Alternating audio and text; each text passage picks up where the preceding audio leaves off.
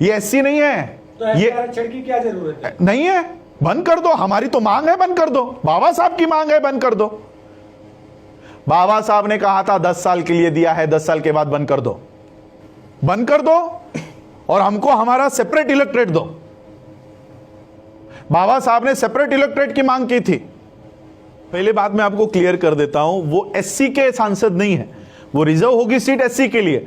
वो सांसद उस पार्टी के हैं जिस पार्टी से वो चुनकर आए हैं, इसलिए वो एससी की आवाज नहीं उठाते, उस पार्टी की आवाज उठाते हैं।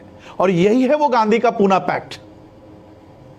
ये बाबा साहब के एससी के रिजर्वेशन से नहीं आए हैं, ये गांधी ने जो हमारे अधिकार छीन लिए ना, ये उसका नतीजा है और उसकी ये देन है जो इस तरह के एजेंट्स उसके ऊपर चले गए हैं। बाबा साहब इनको सांसद नहीं कहते, बाबा साहब इनको एजेंट कहते हैं कि ऐसे लोगों को वहां पर बिठाया दिया गया है जो आज एससी के ऊपर अत्याचार भी हो ना तो उसके ऊपर आवाज तक नहीं उठाते।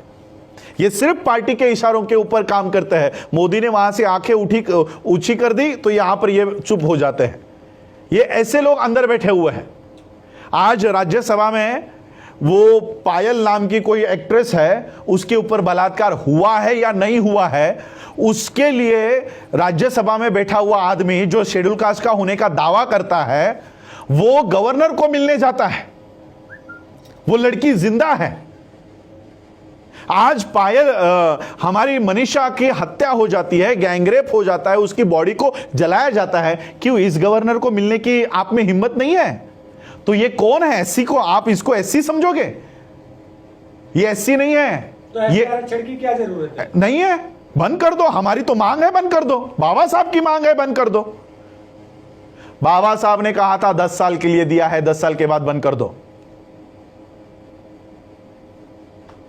बाबा साहब ने 10 साल का पॉलिटिकल रिजर्वेशन कहा था। बाबा साहब ने कहा था ये जाने वाला, इसके पीछे मत लगो।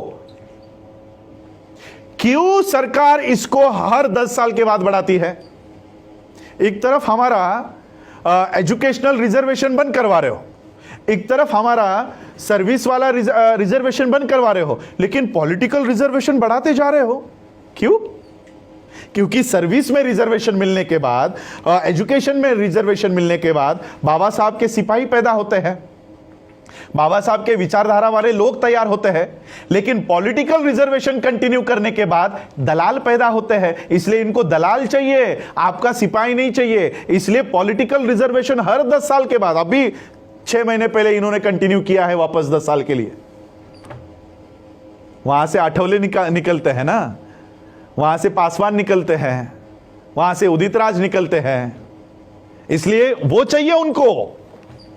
जहां से हमारा आईएएस निकलता है, जहां से हमारा आईपीएस निकलता है, जहां से हमारे जजेस निकलते हैं, वो बंद कर दिया है, वो बंद कर दिया। जहां से दलाल निकलते हैं वो शुरू गए। तो इसका सॉल्यूशन क्या है? बंद कर दो और हमको हमारा सेपरेट इलेक्ट्रेट दो। बाबा साहब ने सेपरेट इलेक्ट्रेट की मांग की थी। आज एससी के सीटों पे कौन चुनाव वोट डालते हैं? और जो हिंदू फेवर का हो, ब्राह्मण फेवर का हो, उसी को एससी का गधा चुनकर आ सकता है, लेकिन एक कर्तव्यगार व्यक्ति एससी के सीट से चुनकर नहीं आ सकता। कितनी एससी के सीट्स है मुझे बताओ कि बीएसपी जीतकर आई है? सारे एससी के सीटों पे बीजेपी जीत के आई है। तो कहां है ये? क्या बीजेपी एससी की पार्टी है? क्या डिसीजन मेकिंग में एससी का कोई भी एक आदमी बीजेपी के उस बॉडी पर है? यानी एससी के जगहों पर किसका कब्जा है? बीजेपी का। क्या बीजेपी एससी की पार्टी है? क्या कांग्रेस एससी की पार्टी है? एससी की पार्टी कौन है? बीएसपी है। तो बीएसपी को एससी के जगह पर भी आप चुनकर नहीं आने देते, तो यानी जो हमारा था वो भी आपने ले लिया। बीएसपी हमारी पार्टी है, वहां से तो एससी के कैंडिडेट्स को चुनकर आने देना चाहिए था, वहां से भी बीएसपी को निकाल दिया। तो कहां रहा रिजर्वेशन? हमारा ये रिजर्वेशन नहीं है, रिप्रेजेंटेशन है। मुझे बताओ उस संसद में एससी का प्रतिनिधित्व कौन कर रहा है? मुझे बताओ। रिजर्वेशन छोड़ दो कि 30 सीटें आपके लिए रिजर्व है, रिजर्वेशन छोड़ दो, रिप्रेजेंटेशन की बात करो। कितने लोग एससी के ऊपर अन्याय हुआ, किसने इस्तीफा दिया? प्रतिनिधि कौन है? हमारा प्रतिनिधि।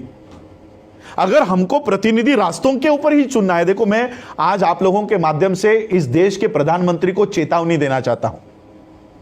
मैं अपने शब्दों को पूरी तरह से होश हवास में इस्तेमाल कर रहा हूं। मैं इस देश के प्रधानमंत्री को चेतावनी देना चाहता हूं, आप संसद में बहुमत में होंगे, आप राज्यसभा में बहुमत में होंगे, लेकिन देश में हम बहुमत में हैं। देश में हमारी संख्या ज्यादा है।